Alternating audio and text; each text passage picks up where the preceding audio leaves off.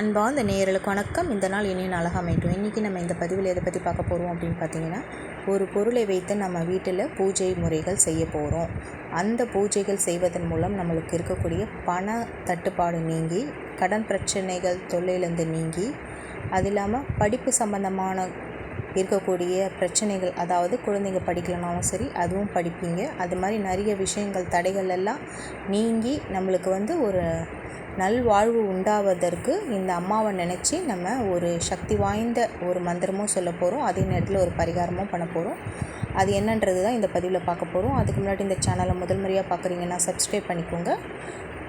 அது என்னன்றது நம்ம பார்க்கலாம். அதாவது வளர்பிறை பஞ்சமின்னு பார்த்திங்கன்னா அமாவாசை பிறகு வரக்கூடியது தான் வளர்பிறை பஞ்சமி. அதாவது சதுர்த்தி திதிக்கு மறுநாள் வரக்கூடியது தான் பஞ்சமி திதி. அது என்னைக்குன்னு பார்த்திங்கன்னா 12ஆம் தேதி மாலை 5:40க்கு ஆரம்பித்து, அதாவது வெள்ளிக்கிழமை 12ஆம் தேதி ஏப்ரல் மாதம், 13ஆம் தேதி சனிக்கிழமை மாலை 5:30 வரைக்கும் இருக்குது இந்த வளர்பிறை சதுர்த்தி.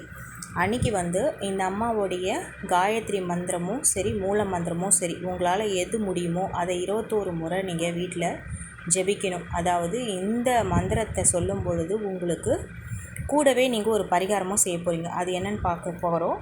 அதாவது இந்த மூல மந்திரமும் அதே நேரத்தில் காயத்ரி மந்திரமும் உங்களுக்கு நீங்கள் போய் சர்ச் பண்ணி பார்த்தீங்கன்னா உங்களுக்கு அந்த பேரெல்லாம் உங்களுக்கு இதில் கிளியராக தெரியலனா உங்களுக்கு அந்த அம்மாவோட மூல மந்திரமும் காயத்ரி மந்திரமும் உங்களுக்கு கிடைக்கும். அதை எடுத்து படிங்க. 21 முறை நீங்கள் கண்டிப்பாக இதை சொல்லணும்.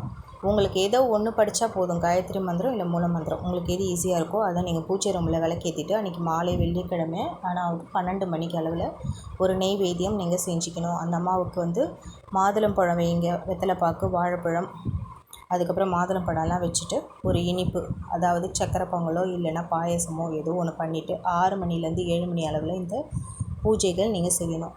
21 ஏலக்காவை எண்ணி வச்சுக்கோங்க. இந்த 21 முறை நீங்கள் சொல்ல போகிறீங்க இல்லையா, மூல மந்திரமோ இல்லைன்னா காயத்ரி மந்திரமோ, உங்களுக்கு எது ஈஸியோ அதை எடுத்துக்கோங்க.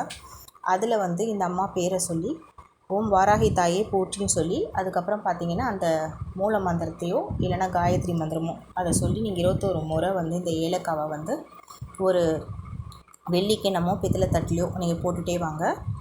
இந்த பூஜை முறைகள் முடிஞ்ச உடனே நெய்வேத்தியம் காமிச்சு நீங்கள் தீபாராதனை காட்டும் பொழுது அந்த அம்மா பாதத்தில் நீங்கள் எதனா ஒரு கோரிக்கை நினச்சி நீங்கள் ஒரு வளர்ப்பிறையில் மொத்தம் 9 வளர்ப்பிறை வச்சுக்கோங்க. அவ்வளோ முடியலனாலும் 5 வளர்ப்பிறைக்குள்ளே எனக்கு இந்த காரியங்கள்லாம் நீங்கள் நிறைவேற்றி கொடுங்க அப்படின்னு சொல்லி இந்த அம்மாவை நினச்சி வேண்டினீங்கன்னா கண்டிப்பாக அது ஒரு நல்ல பலன்கள் உங்களுக்கு அடையும்.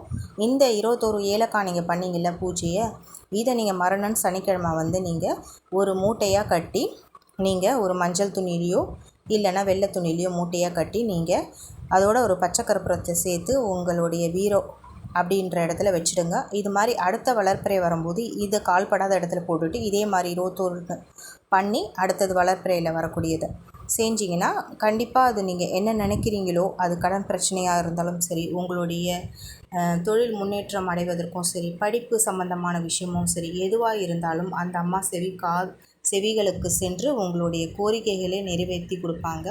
இது சக்தி வாய்ந்த பூஜைங்க. இது கண்டிப்பாக நீங்கள் செஞ்சு பாருங்கள். நல்ல ஒரு பலன்கள் உங்களை அடையும். நீங்கள் இந்த பதிவு உங்களுக்கு பிடிச்சிருக்கோன்னு நினைக்கிறேன். பிடிச்சிருந்தா நீங்கள் லைக் பண்ணுங்கள், ஷேர் பண்ணுங்கள், சப்ஸ்கிரைப் பண்ணுங்கள். அடுத்த ஒரு நல்ல புதிய தகவலுடன் உங்களை சந்திக்கிறேன். நன்றி, வணக்கம்.